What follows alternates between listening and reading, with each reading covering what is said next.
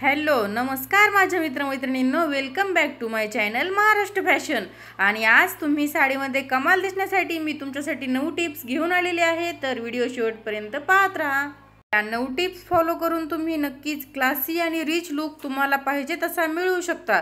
तुम्हाला जसा मूड करायचा आहे, तुम्हाला जशी साडी करायची, जसा लुक तयार करायचा आहे, तो सगळा लुक तुम्हाला तयार करता येईल या 9 वस्तूंमुळे। तर व्हिडिओ शेवटपर्यंत पाहत राहा।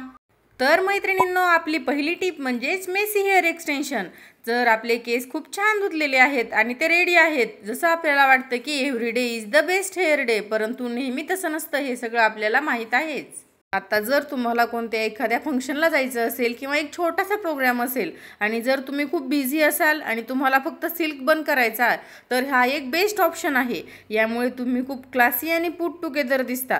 जास्त काही करण्याची सुद्धा गरज नाही आणि तुम्ही खूप मेहनत घेतलेली आहे तयार होण्यासाठी असं वाटतं, आणि पण तुम्ही खूप झटपट तयार होता। आणि जर तुमचे केस जर छोटे असतील तर याने सुद्धा खूप मस्त लुक तयार होतो। हे मेसी हेअर एक्सटेन्शन तुम्ही खूपच कमी अमाऊंटमध्ये तुम्ही विकत घेऊ शकता आणि ते तुम्हाला लॉंग लास्टिंग वापरण्यात येईल।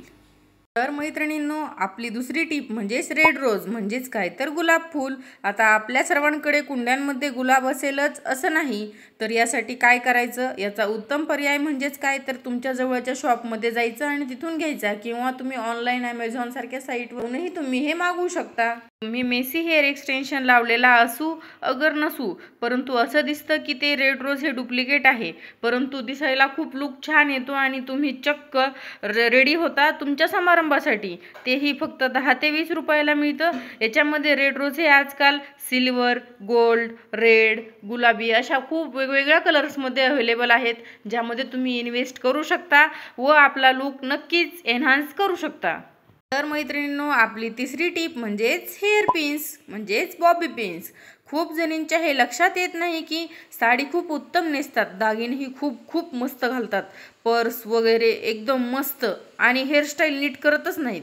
जर तुमच्याकडे अजिबात वेळ नाही तर तुम्ही सिल्क बन करा, समोर तुम्हाला हवी असलेली हेअरस्टाईल करा। जर तुम्हाला काहीच करायचं नसेल तर एक मधून भांग पाडून फक्त एक चपटा करा आणि मध्ये मागे एक बुचडा बांधा, त्याच्यावर हेअर पिन्स ह्या खोचाच्या छोट्या असल्याने काही दिसतही नाहीत आणि त्यातून केसही बाहेर येत नाहीत। त्या तुमच्या बनमधून केस घट्ट राहतात आणि सिल्क पिन केसातून बिलकुल बाहेरही येत नाहीत।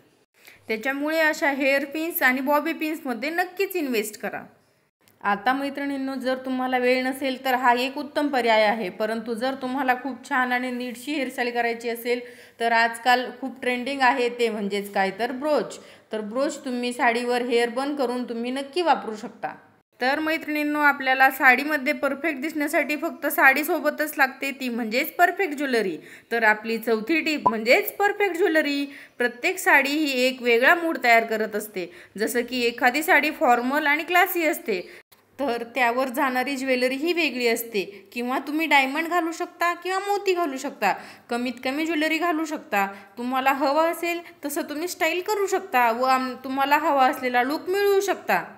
तर मैत्रिणींनो, जर तुम्हाला खूपच फॅन्सी आणि क्लासी असा लुक हवा असेल व तुम्ही खूपच छान असा लुक तयार करायचा असेल तुम्हाला फॉर्मल ऑफिस वेअरसाठी, तर तुम्ही गंमत म्हणून साडीच्या वरती क्रॉप टॉप किंवा टी शर्टचा नक्कीच वापर करू शकता व ते वेगवेगळ्या पद्धतीने त्याच्यावरती वेगवेगळ्या पद्धतीचे दागिने घालू शकता। तर हे असे सगळे दागिने तुमच्याकडे असायलाच हवेत। जसं तुम्हाला माहीतच असेल की दागिने व साडी घातल्यावर कसा मूड तयार होतो, याचा संपूर्ण विचार तुम्ही आधीच करायचा व त्यानुसार तुमची ज्वेलरी ही तुम्ही डिसाईड करायची की तुम्हाला सिल्वर ज्वेलरी परिधान करायची आहे की गोल्डन।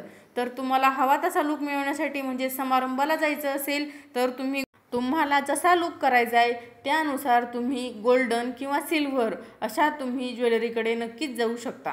म्हणजे थोडक्यात तुम्ही जो लुक तयार करायचा आहे त्या लुकला जाणारी तुम्ही ज्वेलरी ही घालायलाच हवी।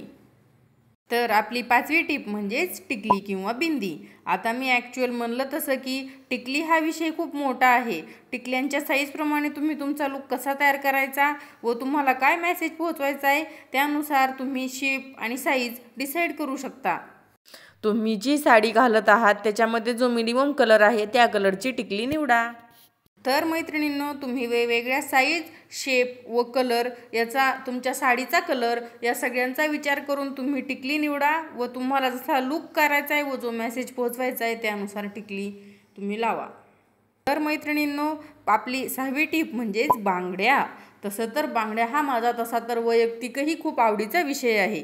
तर साडीमध्ये जे कलर कॉम्बिनेशन मिनिमम असेल त्यानुसार तुम्ही बांगड्यांचा कलर निवडायचा व त्यानुसार त्या घालायच्या. तुम्ही खूप फेमिनाईन व ब्युटिफुल अशी साडी नेसली व त्यावर तुमच्याकडे बांगड्याच नाही आहेत किंवा कोणत्या तरी वेगळ्याच पद्धतीच्या बांगड्या घातल्यात तर तसं बिलकुल चालणार नाही. मी म्हणलं तसं की एंटायर साडीचा अप्रतिम कम्प्लीट हार्मोनिशियस लुक जर तुम्हाला करायचा असेल तर आउटफिट हेड टू टो जर छानसं तयार करायचं असेल तर उत्तम पद्धतीच्या हँड ॲक्सेसरीज म्हणजेच बांगड्या तुम्ही नक्कीच घालायला हव्यात.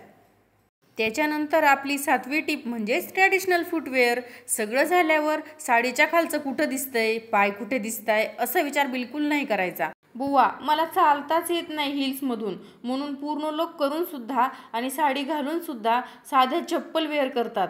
पण तुम्हाला सांगते, कोल्हापुरीमध्ये सुद्धा आता अशा अप्रतिम अशा छोटूशा हिल्स आलेल्या आहेत किंवा अप्रतिम अशा सेक्सी हिल्स तुम्ही वेअर करू शकता. इव्हन बूट्सही आपण वापरू शकतो. म्हणजे तुम्हाला जसा लुक तयार करायचा असेल त्यानुसार. तुम्हाला वाटत असेल कोणी फुटवेअर पाहत नाही, पण आपला संपूर्ण लुक हा बांधला जातो तो ह्या फुटवेअरमधून. फुटवेअर हे करेक्ट जात नसेल तर काहीतरी गणलंय हे नक्कीच दिसतं. त्यामुळे तुम्ही नक्कीच, जर तुम्ही हिल्सच्या वापरत नसाल तर छोटूशा हिल्समध्येही नक्कीच इन्व्हेस्ट करा व तुम्ही ट्रॅडिशनल फुटवेअर ह्या नक्की वापरा. तर मैत्रिणींनो, आपली 8वी टीप म्हणजेच पर्स ॲक्सेसरीज. ह्यालाच तुम्ही हँडबॅग म्हणू शकता, टोट बॅग म्हणू शकता, क्लचेस आहेत. आत्ता बाजारामध्ये इतक्या सुंदर सुंदर पर्स किंवा बॅगा म्हणून आलेल्या आहेत ना. तुम्ही ज्या पद्धतीची साडी व जसा तुम्हाला लुक तयार करायचा आहे तशा पद्धतीच्या त्या मूडवर जाणाऱ्या, लुक कंप्लीट करणाऱ्या सगळ्या पर्स व क्लचेस बाजारामध्ये आलेल्या आहेत. तुम्ही जर फंक्शनला जाणार असाल आणि तुम्ही सिल्वर वगैरे ज्वेलरी घालणार असाल तर हे अशा पद्धतीचे सिल्वरचे क्लचेस आलेले आहेत की जे जवळजवळ चांदीचे असल्यासारखे वाटतात. तर यात मोजक्याच वस्तू बसतात. तसं समारंभाला आपण काही टचअपसाठी कॉम्पॅक्ट, पफ, लिपस्टिक वगैरे असली तरी व त्याचबरोबर मोबाईल वगैरे बसला की संपला विषय. हे काय खूप महाग पण नाही आहेत. त्याचबरोबर याच्यासारखेच गोल्डन किंवा सोनेरी क्लच मस्त मस्त आलेले आहेत व क्लचसारख्या जम्बो पोटल्या पण आलेल्या आहेत. यात खूप वस्तू बसतात. जम्बो पावडरच्या डब्यापासून ते ज्या ज्या गोष्टी तुम्हाला हव्या आहेत त्या तुम्ही ठेवू शकता व तुम्ही हाताला मस्त अडकवू शकता. मस्त स्लिंगमध्ये बेल्ट किंवा साखळ्या पण तुम्ही वापरू शकता. त्याच्यानंतर आपली 9वी म्हणजे शेवटची टिप्स म्हणजे बेसिक मेकअप इसेन्शियल. मला मान्य आहे कदाचित तुम्हाला मेकअप जमत नसेल किंवा तुम्ही बिगिनर असाल, पण तुम्ही थोडासा मेकअप जरी केला तरी खूप छान दिसता. तुम्हाला अख्खाच्या अख्खा मेकअप, फाउंडेशन अमकढमकं करायची सुद्धा गरज नाही. फक्त कॉम्पॅक्ट पावडर, आयब्रो पेन्सिल व लिपस्टिक याने सुद्धा लुकमध्ये खूप खूप फरक पडतो व एकदमच लुक चेंज होऊन तुम्ही एकदमच ॲट्रॅक्टिव्ह दिसायला लागता. तुम्ही फंक्शनसाठी मस्त तयार होता.